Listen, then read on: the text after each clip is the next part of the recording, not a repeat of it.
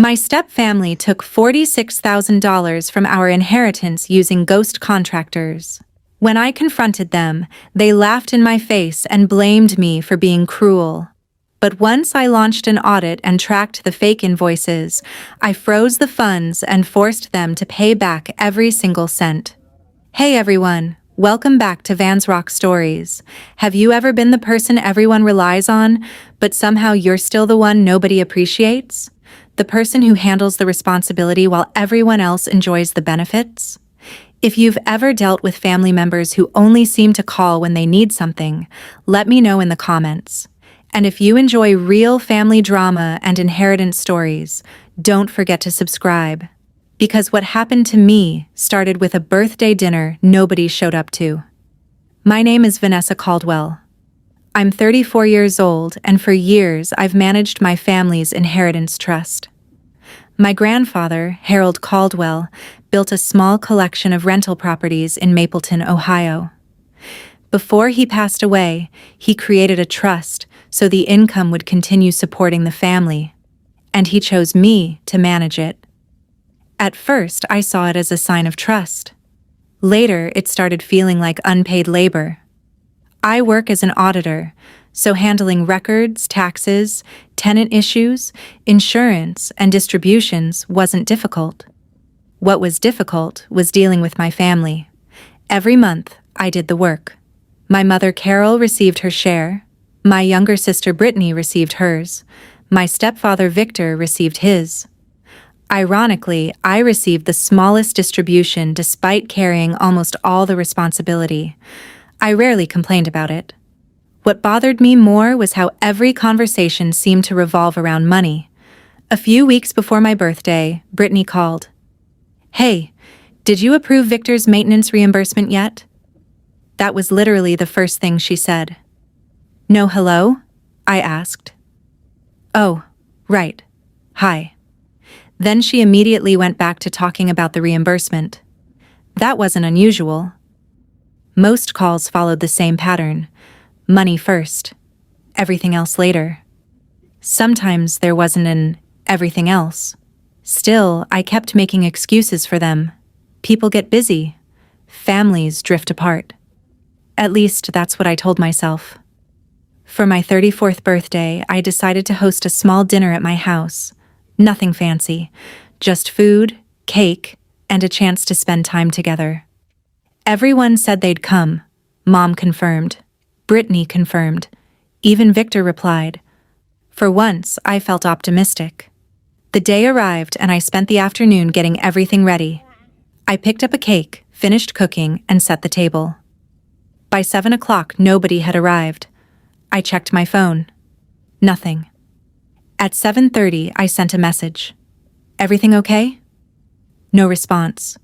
By 8, the food was cold. The table was set, and every chair was empty. I stood in my kitchen staring at my phone, trying not to feel ridiculous. I kept telling myself something must have come up. Then around 8:30, Brittany posted photos online. She wasn't stuck in traffic. She wasn't working late. She was out with friends. I locked my phone and walked away. I didn't want to hear excuses. About 40 minutes later, my phone buzzed. It was Mom. For a second, I thought she was finally calling to apologize.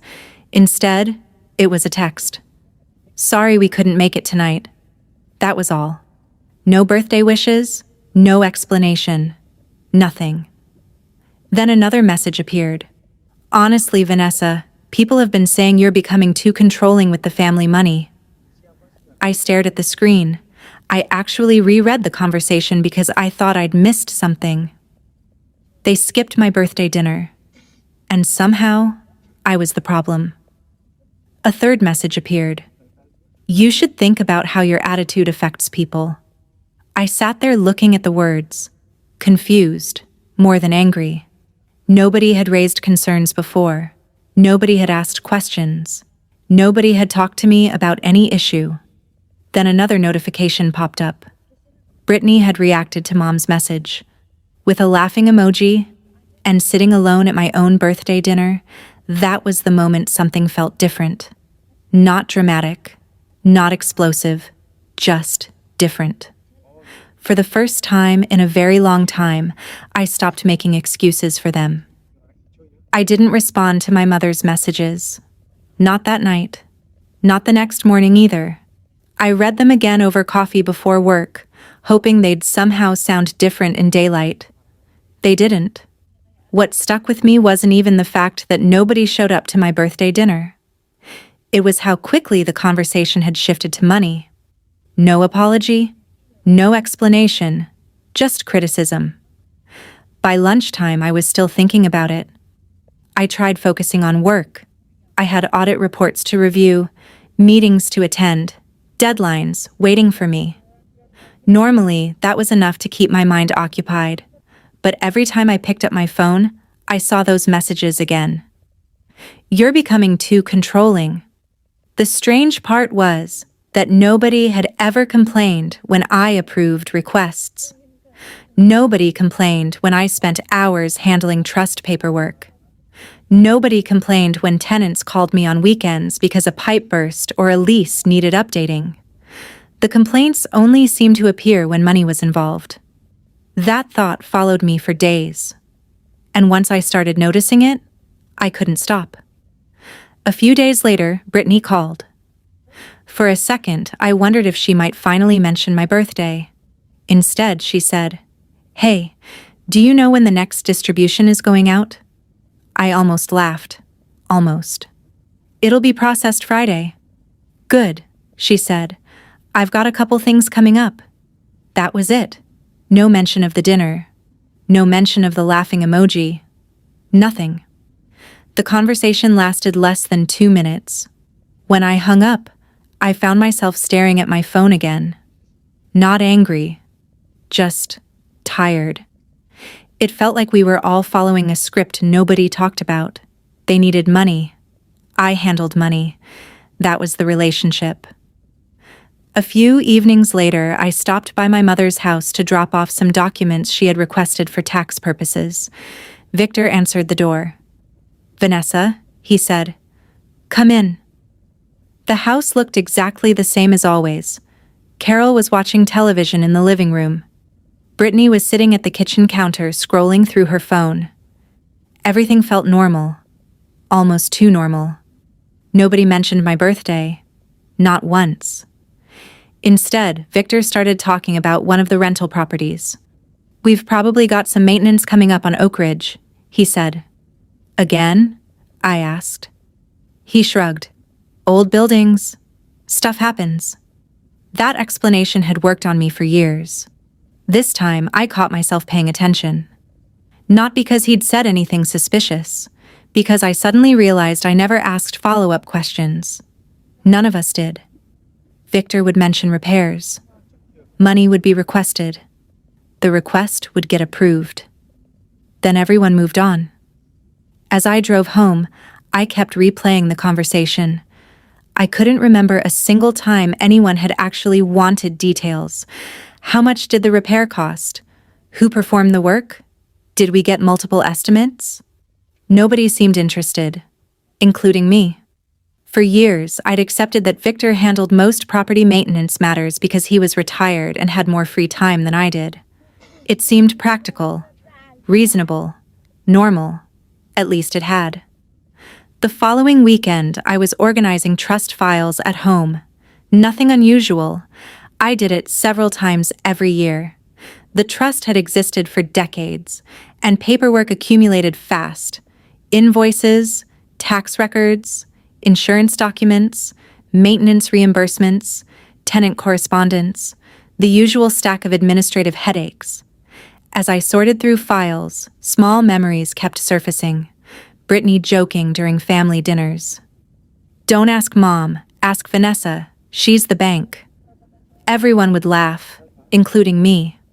Or Victor calling with another urgent repair request. "Need approval today. Contractor can't wait. We'll lose our spot if we don't move quickly." Everything always sounded urgent. Everything always needed immediate approval.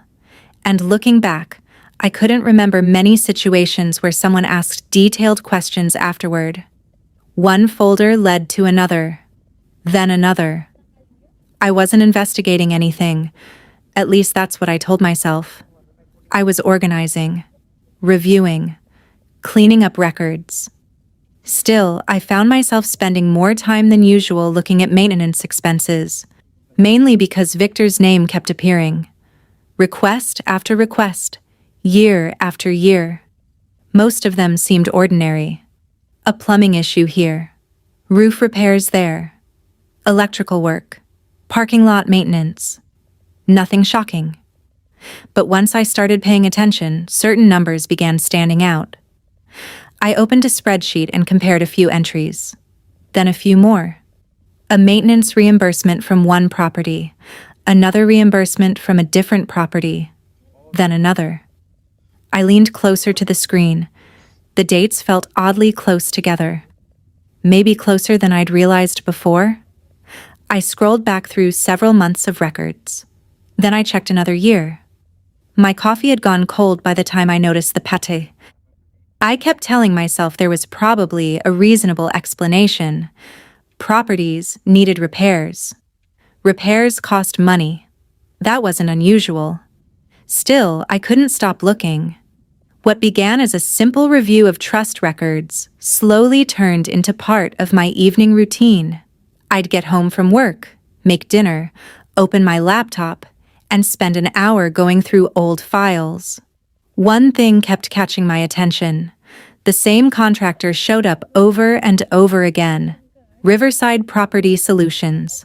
Their name was attached to roofing work, electrical repairs, drainage issues, storage renovations, and heating repairs. At first, I didn't think much of it. Victor handled most maintenance matters, so it made sense that he might prefer working with the same company. But as I reviewed more invoices, something started bothering me. The paperwork looked oddly similar. Not the amounts, the descriptions. Most were surprisingly vague. Emergency repair completed. Necessary maintenance performed. Property improvement. There were very few details, no breakdowns, no itemized labor, no materials listed, just short descriptions and total costs. As an auditor, that immediately stood out. Most contractors provide more information when they're billing thousands of dollars. One evening, I compared several invoices side by side, different properties, different repair types. Yet the wording felt almost identical. I found myself studying sentences instead of numbers. That wasn't normal for me. Usually I cared about totals. Now I was reading every line. A few days later, I visited one of the Oak Ridge properties to handle a lease renewal issue. Nothing related to maintenance. Just routine trust business. While I was there, I spent a little extra time walking around. The building looked fine. Not perfect, but fine. Before leaving, I ran into a tenant named Melissa. She'd rented there for years. "Everything going okay?" I asked. "For the most part," she said. "Just glad they finally fixed that plumbing issue." I paused. "Finally?" She nodded. "Took a while, but they got it done." The comment stayed with me during the drive home. I remembered approving multiple maintenance expenses during that same period, more than I would have expected. By itself, it wasn't evidence of anything, but it was another small detail that didn't quite fit. Over the next week, I reviewed more records, more invoices, more reimbursement requests, more maintenance reports. Patterns started appearing. Several expensive repairs had supposedly happened within very short periods of time. Different buildings, different problems, yet somehow they always seemed clustered together. One month there would be major roof work. A few weeks later, electrical repairs. Then storage renovations, then another large maintenance request. I created a spreadsheet and arranged everything by date. Not because I thought anyone had done something wrong. I simply wanted to understand where all the money was going. The deeper I looked, the less comfortable I became. For years, I'd approved these requests because Victor submitted them. Because paperwork existed. Because nobody questioned them. Because he was family.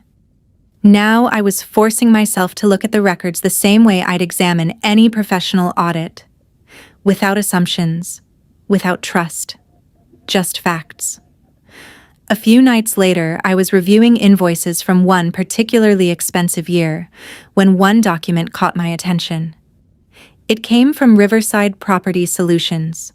According to the invoice, a major heating system repair had been completed at one of the rental homes. The cost was several $1,000s. I stared at the date. Something about it felt familiar. I opened old tenant emails, then maintenance logs, then property notes. I wasn't even sure what I was looking for. I just had the feeling I'd seen that date before. The longer I searched, the more it bothered me. Because if the heating system had really suffered a major failure, why couldn't I remember a single complaint from the tenants who lived there? I couldn't stop thinking about that heating repair invoice. The amount wasn't outrageous by itself. Heating systems are expensive. What bothered me was the missing trail around it. Usually when something major happened at one of the properties, there was a chain of communication. A tenant complained. Someone called. An email got sent. A work order was created. Something. This invoice seemed to exist all by itself. So instead of staring at spreadsheets for another night, I decided to do something simpler. I started talking to tenants. Nothing formal, just normal conversations. One advantage of managing the trust for years was that many tenants already knew me. I wasn't some stranger showing up with a clipboard. I was the person who handled leases, renewals, and occasional problems. A few days later, I stopped by one of the commercial properties on Oak Ridge Avenue. I had a legitimate reason to be there involving a lease update, so nobody thought anything of it. While I was finishing paperwork, I casually asked one of the business owners how things had been over the past few years. "Pretty stable," he said. "Any major building issues?" He shrugged. "Not really." I mentioned a repair date from one of the invoices I'd been reviewing. He frowned slightly. "I don't remember anything happening then." "That wasn't proof of anything. People forget things. I certainly do." Still, I made a note. A few days later, another tenant mentioned something that stuck with me. According to the records, significant electrical work had supposedly been completed in their section of the building. When I brought up the time period, she looked confused. "There was construction?" "That's what the records suggest." She shook her head. "If people were working here, I would have noticed." Again, maybe she simply forgot. But now I had two conversations pointing in the same direction. The curiosity I'd felt earlier was starting to turn into concern. I spent less time looking at the dollar amounts and more time checking dates. Dates connected people, dates connected events, and some of those connections weren't making sense. One afternoon I spoke with a tenant from one of the rental homes. We ended up discussing maintenance requests she'd submitted over the years. Most had been minor: a leaking faucet, a damaged screen door. Nothing unusual. Then she laughed and said something unexpected. "You know what's funny? I remember asking for a repair that never got done." I looked up. "What was it?" "The back porch railing." She pointed toward the rear of the property. "It took forever. Eventually my brother fixed it for me." I remembered seeing maintenance expenses during that same period, not specifically for the railing, but there had definitely been repair reimbursements approved around that time. That conversation bothered me more than the others, not because it proved anything, because it suggested something else. Some repairs might have been billed while legitimate tenant requests sat unresolved. That possibility stayed with me. At this point, I could have called Victor. Honestly, that would have been the easiest option. A simple phone call, a few questions, maybe a perfectly reasonable explanation. But something stopped me. Every answer I imagined started the same way. "Trust me, it's handled. Don't worry about it." For years, I would have accepted that. Now I wanted independent answers first. The more conversations I had, the more I noticed myself relying on tenants instead of family members. That realization felt uncomfortable. These were people I barely knew personally, yet their accounts felt more objective than the explanations I'd been hearing at family gatherings for years. One Saturday morning, I visited another commercial property. The conversation started normally. Weather, business, parking issues, the usual small talk. Then I mentioned a large maintenance project that supposedly happened a couple of years earlier. The tenant thought for a moment. Was that the contractor that worked on the building? Maybe, I said carefully. Do you remember the company name? He shook his head. No idea.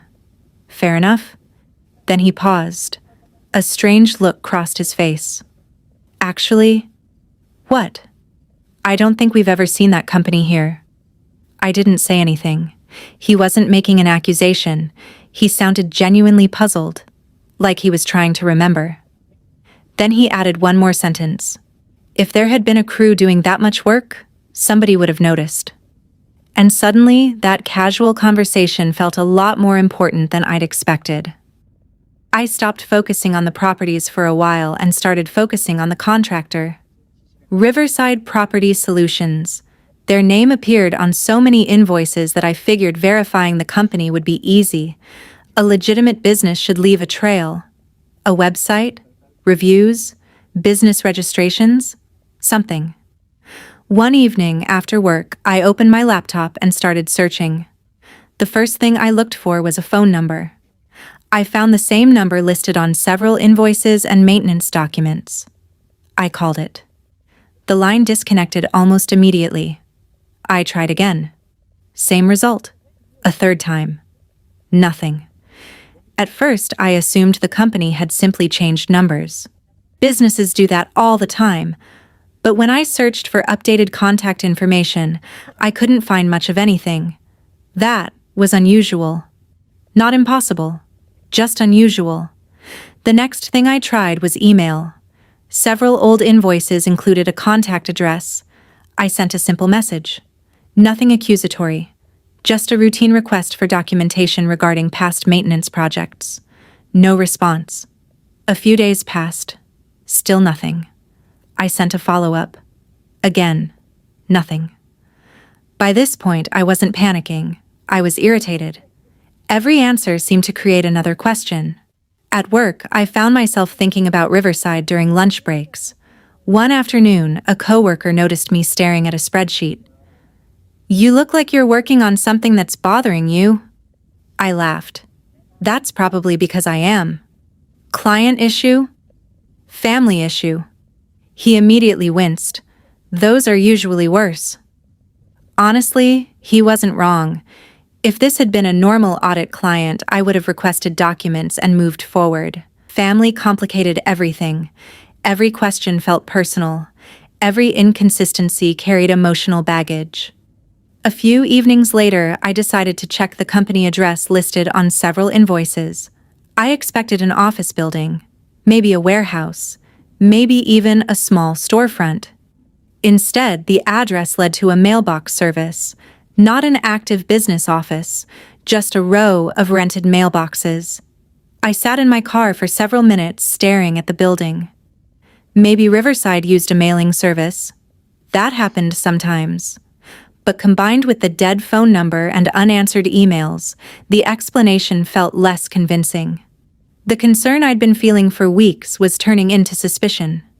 For the first time, I seriously considered the possibility that someone had lied.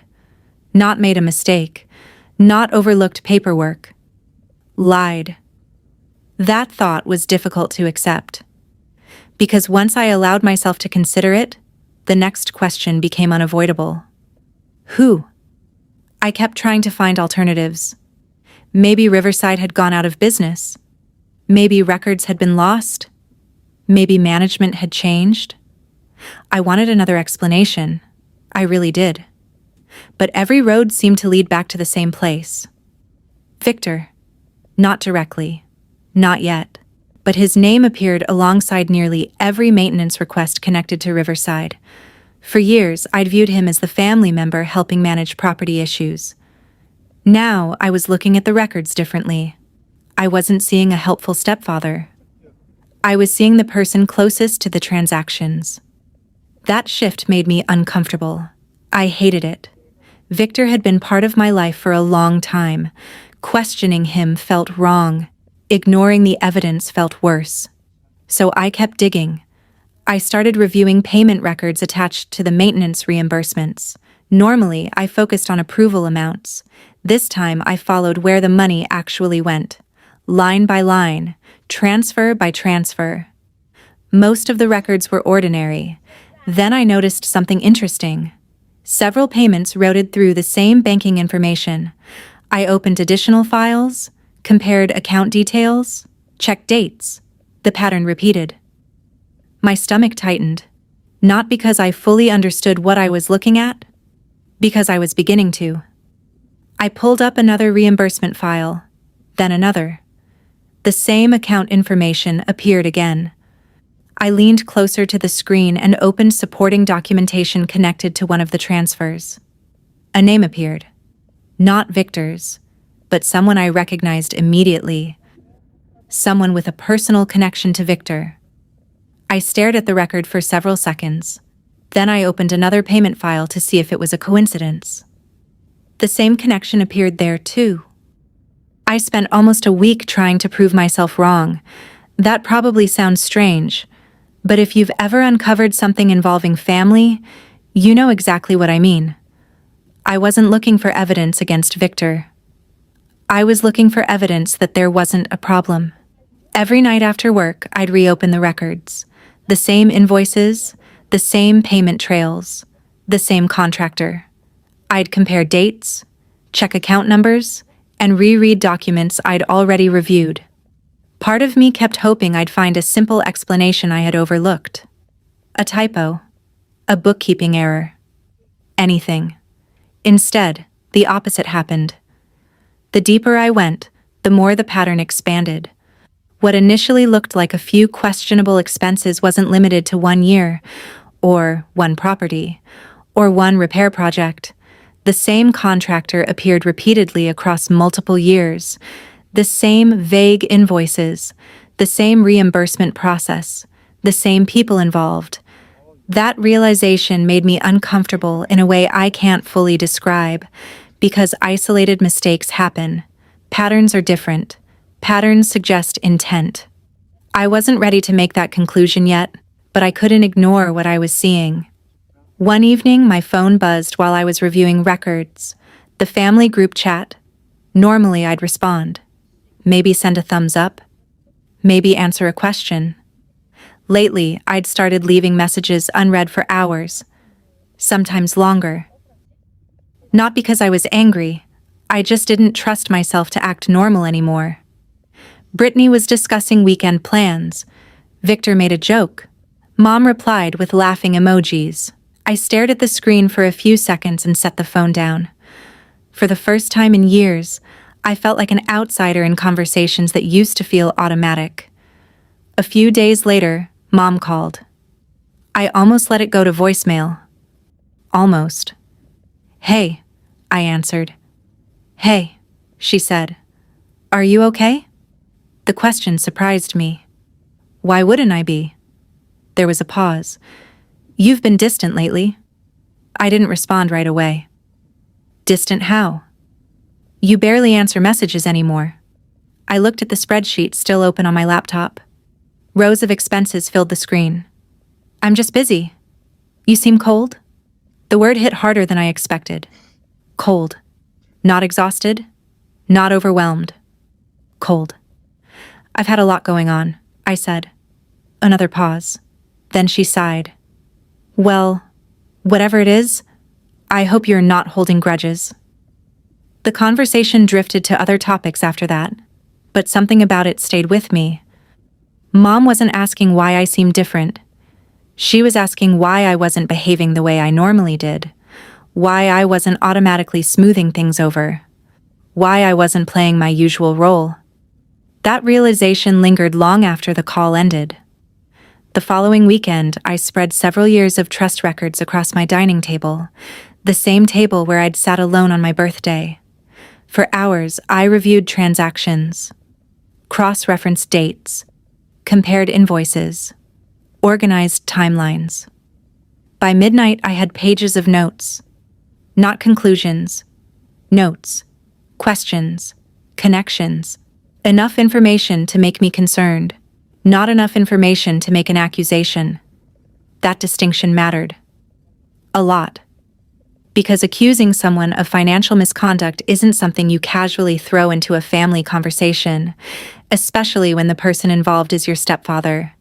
I imagined confronting Victor. The scenario never ended well. If I was wrong, I'd permanently damage relationships. If I was right, the damage had probably already happened. Neither option felt good. I barely slept that night. The next few days were worse. Every time my phone rang, I wondered if it would be Victor. Every family message felt awkward. Every casual conversation felt loaded with information they didn't know I had. I was stuck between two choices: keep investigating on my own, or bring in someone who understood trust law better than I did. By Thursday afternoon, I finally admitted something to myself. This had grown beyond a simple review of records. I needed professional advice. Not because I wanted a fight, because I wanted to make sure I handled this correctly. I opened my browser, searched for an attorney who specialized in trusts and fiduciary matters, and spent nearly 20 minutes staring at the contact page. Then I picked up the phone. A receptionist answered. We spoke briefly. She asked a few questions. I explained that I managed a family trust and had concerns about several years of expenses. By the end of the conversation, an appointment was scheduled for the following week.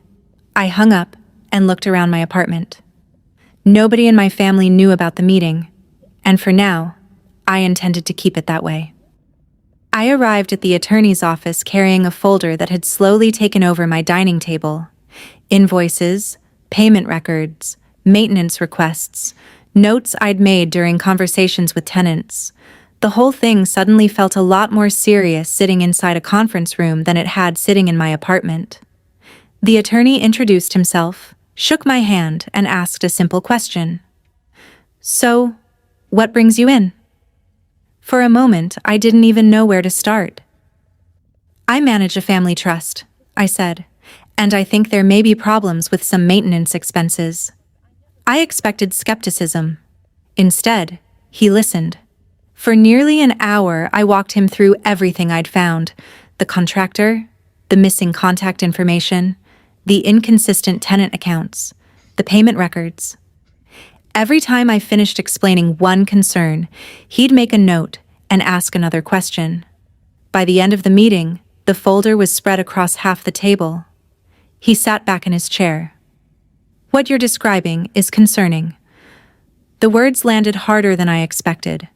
Not because they were dramatic, because they were calm, professional, matter of fact. I had spent weeks wondering whether I was overreacting.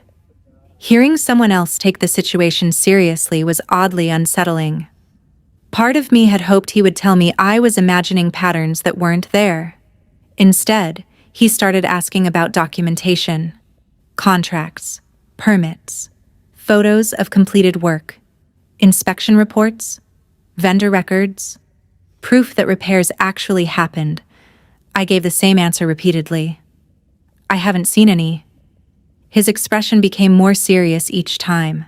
That wasn't good. As the conversation continued, I learned something that genuinely surprised me. The problem wasn't limited to potentially missing money. The trust itself could be at risk.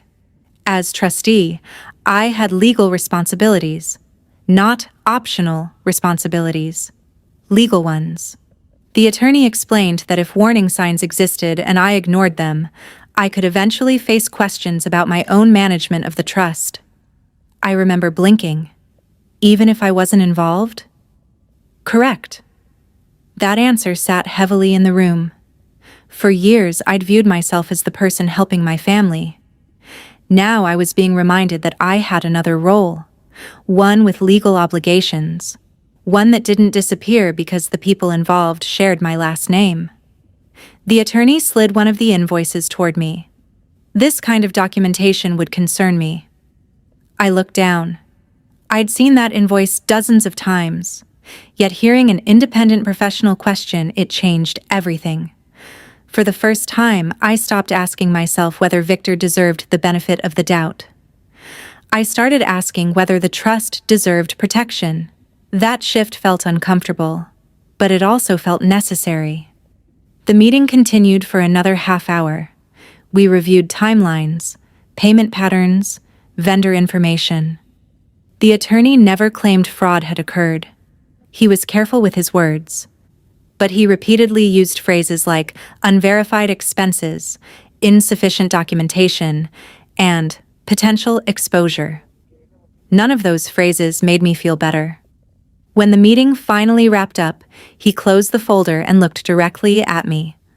What concerns me most is the pattern. I knew exactly what he meant. A single questionable expense might be a mistake. Several years of questionable expenses were harder to dismiss. I drove home replaying the conversation in my head. Every mile seemed to push me farther away from the version of this story where everything could be explained by misunderstandings. My phone buzzed while I sat at a red light. A message from the family group chat. Brittany was talking about an upcoming distribution. Victor had replied with a joke. Mom added a laughing emoji. A month earlier, I would have smiled and moved on. This time, I found myself looking at the messages differently. Not as a daughter, not as a sister, not even as a stepdaughter. As the person responsible for protecting the trust. That distinction was becoming impossible to ignore. Back at home, I reviewed the attorney's notes one more time. Near the bottom of the page, one recommendation had been underlined. Twice. I stared at it for several seconds. Because unlike everything else we discussed, this wasn't merely a suggestion for gathering more information. It was a decision that would immediately affect my entire family. The attorney believed the trust needed an independent audit, and until that audit was completed, he recommended temporarily suspending all future distributions. I spent 3 days staring at the attorney's recommendation before I finally acted on it. Not because I disagreed, because I knew exactly what would happen once I did. The distributions weren't just numbers on a spreadsheet. For my family, they were expected income, monthly routine, something they counted on. Freezing those payments was going to start a war. Still, the longer I looked at the records, the more certain I became. I couldn't justify sending out more money while serious questions remained unanswered. So I signed the paperwork. An independent audit was authorized. Future distributions were temporarily suspended pending review. Then I sent the formal notices. The silence lasted less than an hour. My phone rang. Mom. I took a deep breath and answered. Vanessa, what is this? Her voice wasn't confused. It was angry. The audit notice? Don't play games with me. I closed my eyes for a second. Mom, there are documentation issues that need to be reviewed. Documentation issues? Her voice rose immediately. You froze everybody's money over paperwork? It's not just paperwork. Then what is it? I hesitated. The attorney had specifically advised me not to make accusations before the audit. So I chose my words carefully. There are expenses that can't currently be verified. The silence that followed felt heavy. Then came the response. You are punishing your family. Not concern, not questions. Anger. That surprised me more than it should have. The call ended badly. Neither of us changed the other's mind. Within minutes, Brittany started texting. The first message was short. What are you doing?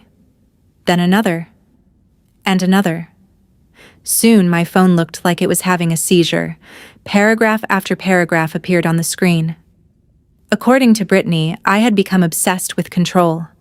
I was abusing my authority. I was acting like I owned the trust. One message actually said, "You've been waiting for an excuse to do this." I stared at that line for a long time. Because if anyone had asked me a month earlier what I wanted, freezing distributions would have been near the bottom of the list. Nothing about this was enjoyable. Nothing about this felt powerful. Mostly, it felt exhausting. I didn't respond. There wasn't much point. Every explanation I typed got deleted before I hit send. The next call came from Victor. That conversation was different, much calmer, which somehow made it more uncomfortable. "Vanessa," he said, "you've got this all wrong." I leaned back in my chair. "Then help me understand." "I can explain everything." "Okay." "I've handled maintenance for years." "I know. Things aren't always documented perfectly." That wasn't an answer. It was a statement. I waited. Eventually he continued, "You're making this much bigger than it needs to be." That line immediately caught my attention, because he wasn't asking what had been found.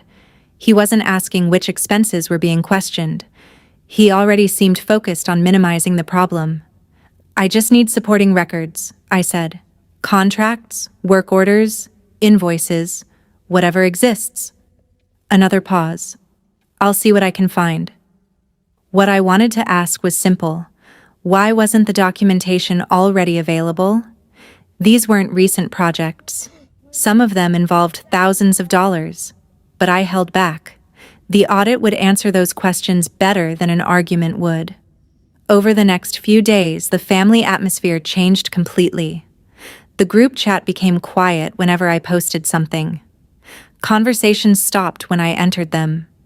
Even routine messages felt tense. For years, we'd operated with passive frustration and occasional disagreements. Now the conflict was out in the open. Nobody had to guess where anyone stood. One evening, I was reviewing emails when another message from Victor arrived. Short, direct, different from the others. "I've started gathering paperwork." I read it twice. Then a second message appeared. "You'll see that the repairs were legitimate." A few seconds later, a third message arrived. "I have proof." For the first time in weeks, I felt a little relief. Maybe Victor really had documentation. Maybe there was an explanation for everything. Maybe the audit would clear his name and end this mess. The audit team started working almost immediately. Their requests were straightforward. Contracts, work orders, permits, photos, vendor records. Nothing unusual. These were the kinds of documents that should already exist if thousands of dollars had been spent on legitimate repairs. At first, I assumed the paperwork would show up eventually. Victor had sounded confident, very confident. But as days passed, the auditors kept asking for the same things, and they kept getting the same answer. Nothing. Every update seemed to include some version of the same sentence. Supporting documentation has not been provided. The longer that continued, the harder it became to stay optimistic. My family was feeling the pressure too. Mom called one afternoon. This time, she didn't sound angry. She sounded worried. "Have they found anything yet?" "They're still reviewing records." "And Victor gave them everything?" I hesitated. "Not exactly." A short silence followed. "What do you mean?" I explained that several major projects still had no contracts, permits, or supporting files attached to them. Mom didn't respond immediately. "I thought he kept all of that." "So did I." For the first time, she sounded uncertain. That was new. A few days later, I sat in a meeting with the auditors and the attorney. One auditor flipped through a folder and shook his head. "We still have missing documentation for multiple projects." Another added, "Several expenses cannot currently be verified." The attorney didn't say much. He simply took notes. The room felt different from the early stages of the investigation. Back then, these had been my concerns. Now, independent professionals were reaching similar conclusions. Then the tenant statements started arriving. That changed everything. One tenant wrote that no construction crews had entered the building during the month a major renovation supposedly occurred. Another stated that a repair listed on an invoice addressed a problem that never existed. A third tenant explained that maintenance requests had gone unanswered during the same period repairs were allegedly being completed. I spent hours reading those statements. Each one raised questions. Together, they painted a troubling picture. The next family conference call was tense. Mom started asking questions she had never asked before. Where are the contracts? Why aren't there permits? Why can't anyone find the paperwork? Victor sounded irritated. Not everything was documented perfectly. Thousands of dollars weren't documented? Mom asked. Nobody answered right away. Even Brittany stayed quiet. That caught my attention. A few weeks earlier, she had been sending long messages accusing me of abusing my authority. Now she barely spoke. She wasn't defending me, but she wasn't defending Victor either. It felt like she was waiting for answers. The auditors continued digging. More records, more bank transfers, more payment histories. Every review seemed to uncover another issue. Then I got a call from the lead auditor. His voice was serious. We found additional transactions. I frowned. Related to Riverside? Some are, some aren't. That immediately got my attention. What does that mean? We expanded our review beyond the invoices you initially flagged. I sat up straighter. And? There was a brief pause. We've identified several other transactions that raise similar concerns. I stared at my desk. The Riverside invoices were supposed to be the problem. Those were the records I'd spent weeks investigating. Those were the payments connected to Victor. Those were the transactions I thought mattered most. But the auditor wasn't finished. These weren't included in your original findings. My stomach tightened, because if professional auditors were uncovering questionable transactions that I hadn't even noticed, then whatever was happening inside the trust might be bigger than the invoices that started all of this. The conference room felt smaller than I remembered. Maybe it was because everyone was there. Me, Mom, Brittany, Victor, the attorneys, representatives from the audit team. For weeks, most of the conflict had happened through phone calls, emails, and messages. Now everyone was sitting at the same table. Nobody looked comfortable, not even me. The lead auditor began with a summary of the findings. Professional, direct, no drama, just facts. The room stayed quiet as he reviewed transaction histories, maintenance expenses, and documentation failures. At first, Victor tried to push back. You're making assumptions. The auditor didn't argue. Instead, he opened a file and pointed to specific records. We requested supporting documentation for these expenses multiple times. Victor shifted in his chair. Some records were lost. The auditor nodded. Then let's focus on the records that do exist. That was when the payment trails entered the discussion. I had seen portions of them before, not all of them. The auditors had spent weeks tracing transfers between accounts connected to maintenance reimbursements and other trust expenses. Seeing everything organized into one timeline was different. A lot different. The pattern stretched across multiple years, not months, years. Several transactions couldn't be connected to verified work. Others appeared to move through accounts connected to people who should never have been involved in trust business. Nobody spoke for several seconds. The silence felt heavy. Then Mom asked the question everyone was thinking. How much are we talking about?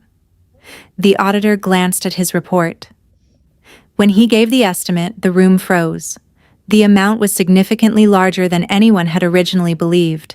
Even I felt sick hearing it. I had started this investigation because of a handful of questionable invoices.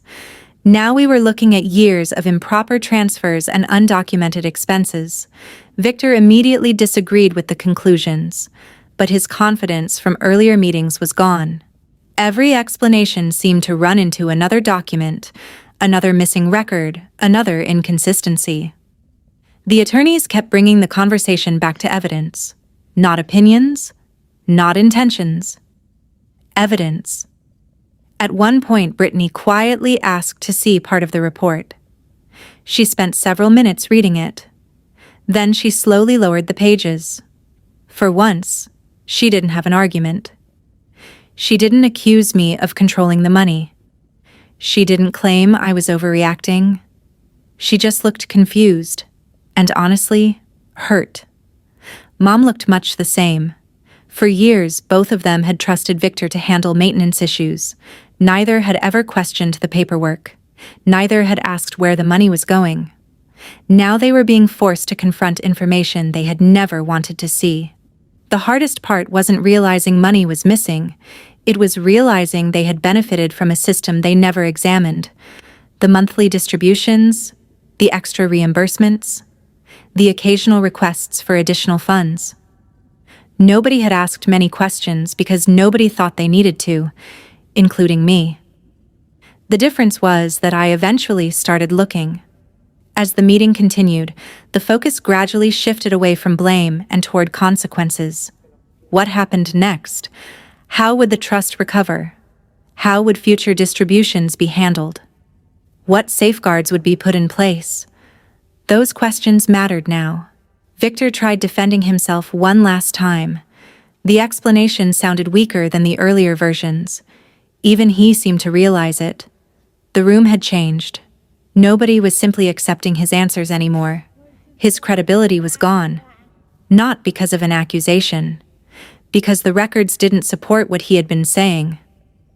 Eventually, the lead attorney closed a folder and folded his hands. The room fell quiet again.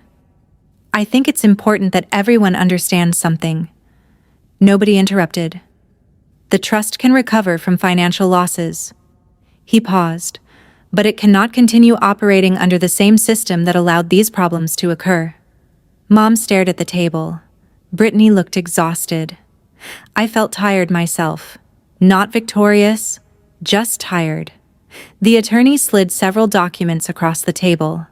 A formal restructuring proposal, new oversight requirements, independent management recommendations, additional reporting procedures, the kind of changes that would affect everyone. Then he looked around the room. His voice remained calm, but the message was unmistakable. Whatever happened next, the trust would never function the way it had before. The strangest part was how normal life looked a few months later. The buildings were still standing. Tenants were still paying rent. The trust still existed. But underneath, everything had changed. One of the first decisions we made was hiring a professional property management company. No family shortcuts, no verbal approvals, no undocumented expenses. Everything had to be recorded. And almost immediately, the numbers started making more sense. One repair project that had previously been billed at nearly $18,000 was completed for less than half that amount through a standard bidding process. Nobody argued. Nobody made excuses. The paperwork spoke for itself. When the final audit wrapped up, the results were difficult to ignore. Roughly $46,700 in losses had been identified. Some money would be recovered immediately. The rest would be repaid over time through legal agreements. It wasn't a perfect outcome, but the trust was finally protected, and the losses had stopped growing. Victor lost access to all trust funds. There wasn't some dramatic confrontation. No one slammed doors. No one gave a speech. The authority was simply removed. After that, he became less involved in family conversations and completely removed from trust operations. Life gradually settled into a new routine. One afternoon, Brittany called. For a second, I almost ignored it. Then I answered. Hey. The silence between us felt awkward but not hostile. Finally, she laughed. I got a second job. Really? Yeah. Turns out relying on extra trust money wasn't exactly a great financial plan. I smiled. It wasn't an apology, but it was probably the most honest conversation we'd had in years. We talked about work, bills, and everyday life. Nothing emotional, nothing dramatic. Just normal. When the call ended, I realized something. For the first time in a long time, Brittany wasn't calling because she needed money approved. She was calling because she wanted to talk. Mom changed too. more slowly. She never fully admitted she had been wrong about everything. Honestly, I didn't expect her to. But she stopped treating every question as an attack. That alone made family conversations easier. The biggest change happened inside me. For years, I kept hoping my family would finally recognize everything I did for the trust. I wanted appreciation, respect, acknowledgement. Somewhere during the audit, I stopped chasing that. Not because they suddenly gave it to me, because I realized I didn't need their permission to know I had done the right thing. One Saturday morning, I was organizing old trust files when I found a sealed envelope tucked inside one of my grandfather Harold's folders. His handwriting was instantly recognizable. The letter wasn't addressed to me specifically. It was addressed to whoever managed the trust after him. I sat down and started reading. Most of it talked about responsibility and protecting family assets. Then one sentence stopped me. Harold wrote that protecting the family's integrity would someday be harder than protecting its money. I read it again. Then once more. For months, I had felt like I was dealing with a problem nobody could have predicted. But sitting there with that letter in my hands, I wasn't so sure. Maybe my grandfather understood exactly how complicated family and money could become. Maybe that's why he built safeguards into the trust in the first place. Not because he expected people to be perfect, because he expected them to be human. And sometimes protecting something valuable means being willing to ask uncomfortable questions. If this story connected with you, remember that accountability isn't cruelty, even when people try to make it feel that way. Sometimes the hardest part of protecting a family isn't preserving the money, it's preserving the honesty behind it. If you've ever faced a difficult family situation involving trust, responsibility, or finances, I'd love to hear your thoughts in the comments. And if you enjoy stories like this, don't forget to subscribe to Vans Rock Stories for more real-life family drama and life lessons. Thanks for listening, and I'll see you in the next story.